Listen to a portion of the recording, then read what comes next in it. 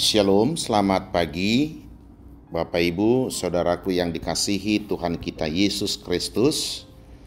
Senang rasanya di pagi hari ini kita dapat bertemu kembali melalui renungan harian oleh gereja kita.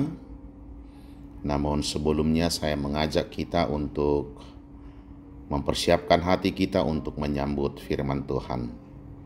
Damai sejahtera Allah yang melampaui segala akal dan pikiran, itulah yang memelihara hati dan pikiranmu di dalam Kristus Yesus Tuhan kita. Amin. Firman Tuhan hari ini Rabu tanggal 6 September tahun 2023 tertulis dalam kitab Injil menurut Lukas pasal yang ke-9 ayat yang ke-35 berbunyi demikian. Maka terdengarlah suara dari dalam awan itu yang berkata, "Inilah anakku yang kupilih, dengarkanlah dia." Demikian pembacaan firman Tuhan.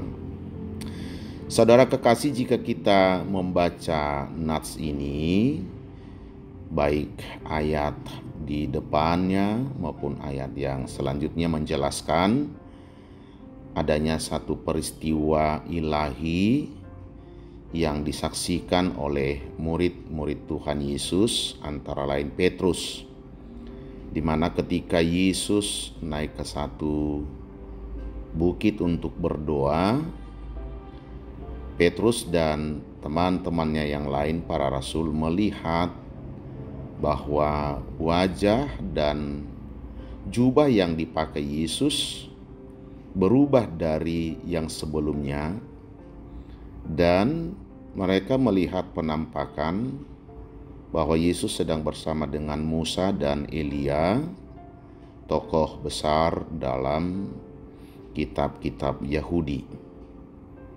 Maka seketika muncullah pikiran dari Petrus untuk mendirikan 3 kemah, maksudnya untuk Yesus, Musa, dan Elia.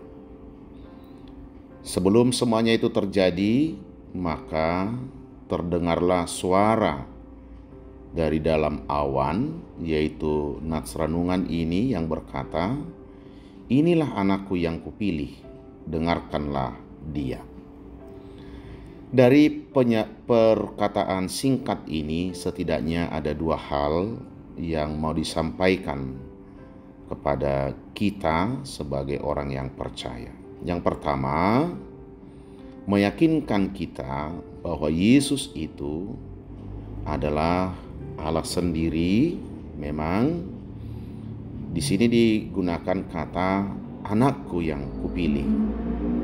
Tentu kita bukan mau memperdebatkan ajaran Trinitatis, karena saya paham masing-masing kita sudah memahami itu. Namun yang mau dikatakan adalah bahwa Yesus yang dilihat oleh Petrus ada bersama dengan Musa dan Elia itu berbeda. Yesus berbeda dari Musa. Yesus berbeda dari Elia. Itu yang mau disampaikan, bahwa Yesus sungguh-sungguh adalah anak Allah yang dipilih oleh Allah sendiri. Hal kedua yang menjadi sangat penting untuk kita semua adalah pernyataan yang merupakan perintah dari Tuhan yang mengatakan, "Dengarkanlah dia." Tentu ini menjadi tugas kita dalam menjalani kehidupan kita, bahwa dalam setiap tingkah laku, dalam setiap pergumulan hidup kita, ada satu perintah yang selalu harus kita dengar dan amini, yaitu mendengarkan apa ajaran Tuhan kita Yesus Kristus. Mendengarkan setiap apa yang disampaikan oleh Yesus dalam rangka menyerukan pertobatan kepada kita karena dosa kita telah diampuni. Mendengar tentu di sini bukanlah sekedar dengan telinga kita, tetapi mendengar di sini artinya menghidupi segala perintah dan ajaran Tuhan kita Yesus Kristus. Marilah kita menjalani aktivitas kita hari ini dengan selalu yakin dan percaya bahwa kita memiliki juru selamat, yaitu Allah sendiri yang hadir dalam anaknya Yesus Kristus. Dan marilah kita senantiasa mendengarkan Dia sebagai juru selamat kita, yang tentu akan memberi kita keselamatan, jalan yang terbaik dalam menghadapi setiap pergumulan hidup kita. Amin. Tuhan Yesus memberkati. Terima kasih ya Allah, dalam Yesus Kristus Engkau hadir untuk menyelamatkan kami dari kuasa dosa. Engkau hadir untuk menuntun kami menuju kehidupan yang kekal. Ajarlah kami untuk senantiasa memberi hidup kami mendengar Engkau dalam setiap pergumulan kami pribadi lepas pribadi.